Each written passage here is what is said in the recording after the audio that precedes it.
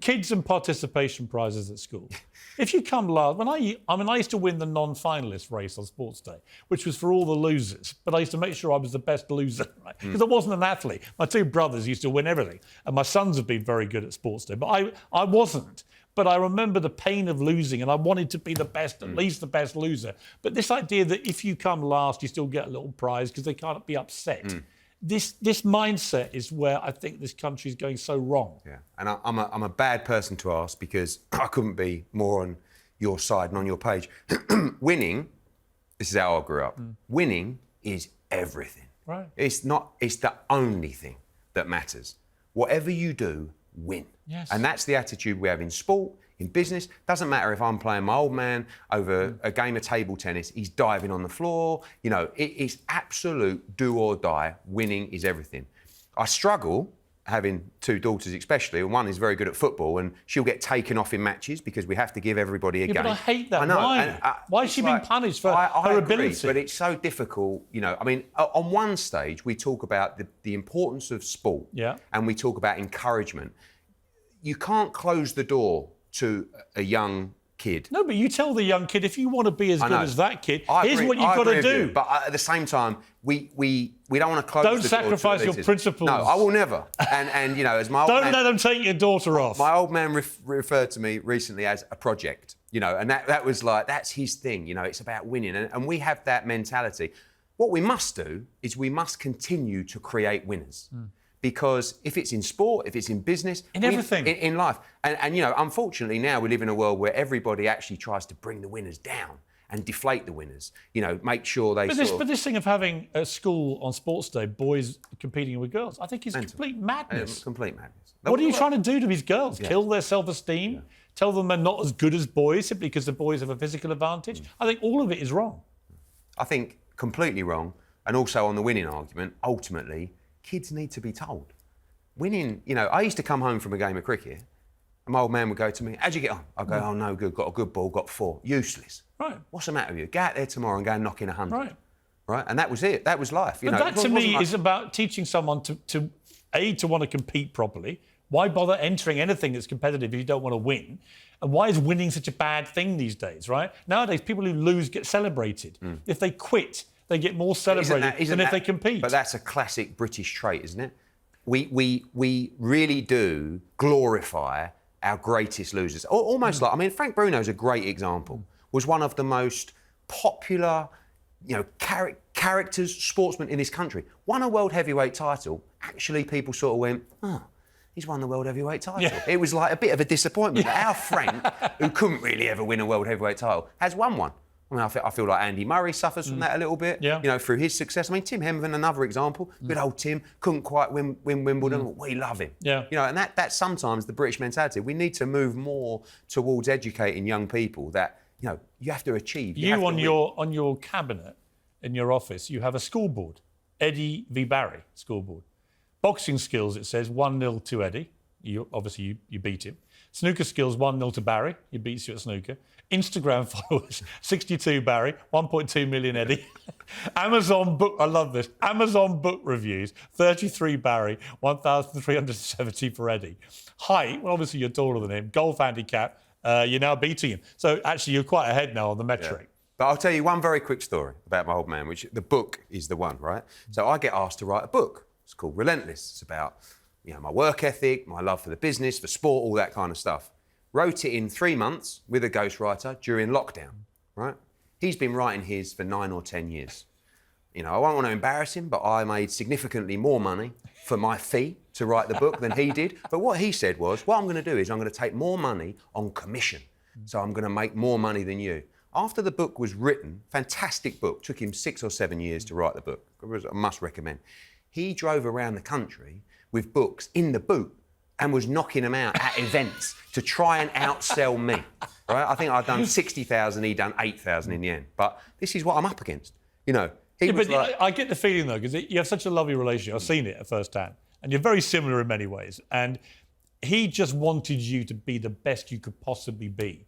Even if that meant you were more successful than him, I don't think he really minded that. He just never wanted you to shortchange yourself, right? He wanted you to be the best competitive beast that he could possibly empower you to be. And he wants me, he wants to be a grafter. He wants to win. And that's the thing with business now. He might say to me, how'd you get on at Dallas Cowboys? How many turned up to that Canelo fight? And he'll say, well, have you seen the ratings for the darts? Smashed your boxing. It's like, Dad, we're in the same company. But that's that. But I'm like this with my sons, right? But that's the greatest if I go to cricket net with my boys, they'll try and kill me. Yeah. I mean, but I want nothing else. I don't want them giving me anything. I don't want to give them anything. When I play table tennis with my daughter, who's 11, I want to beat her so that when she finally beats me, she knows she beat me trying to beat her. That will mean so much more than if I just let her win. Yeah. That's exactly what happens around my old man's house on a Sunday.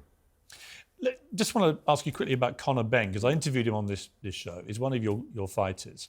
I've got to say, I ended that interview really just not sure what to believe, but actually veering slightly. I felt in my gut that he might be telling the truth, that he has been the victim of a miscarriage of justice here over this suggestion that he took illicit drugs. You believe in him. Why? Why are you so convinced? Because I've known Conor Benn since he was 18, 19 years of age, since he came over from Australia on his own, left his mum and dad there to make a name for himself in boxing. The meticulous nature of his preparation, his love of the sport, his deep faith, all of the things, the way he trains with Tony Sims, the closeness of their relationship, the way that he was so insistent on additional testing that he paid for going into this fight, and the amount of times that I've sat with this young man in my office and watched him break down in tears he did on the show. floor. And for me to question him, I didn't believe him. As soon, because you've been criticised because you've always ripped into other cheating boxers. Because you know what, in this instance and in life in general, guilty until proven innocent. My first reaction was, I can't believe it. He wouldn't do that. Do you believe he'll be exonerated? I do. And I believe, he went through the right procedure with the WBC and VADA. That's who did the test. He was cleared, he was reinstated in the rankings. Everyone said, he needs to go through UCAD and the British Boxing Board of Control. He turned around and he went, OK, I'll do that as well. He spent hundreds of thousands going through that process, and the result is imminent. And I believe him. And it's 1 year since the test. Every day. I mean, I've had loads of stick. He's had untold stick. Incredible. And if he's cleared, which I believe he will be, I hope that some people understand what he went Well, look at Kevin Spacey, the actor, who today got found not guilty on all these sex assault charges. He's been already convicted by the Court of Public Opinion on Twitter, mercilessly, called the most horrendous things. And today he's come out an innocent man. Twitter and social media generally, it's an unforgiving court that just prosecutes people without seeing evidence. And I feel that a little bit about Conor Benn. It'd be interesting to see what happens on that. Before I let you go, how much are you worth? Me? If you died tomorrow? I don't know, and I don't. Yes, you do. I don't know. Yes, you do, Eddie Hearn. We're doing all right. You know to the nearest penny. I tell you what, we're doing all right, but I work like I'm skint every day. That's a good moral. And if you were Prime Minister, which many people think you should be, you couldn't do a worse job than the Tories have done the last 10 years, let's be honest.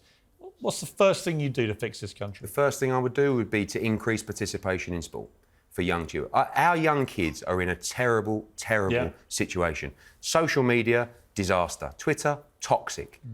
Everybody that has ambition, everybody that has desire, everybody that has a strategy in their mind gets derailed by negativity by people who can't do it. We were saying, I put a video out just before we came on there, me and you, right? And immediately in comes the abuse. About both of us, right? Now, we can handle it. We've got thick skins.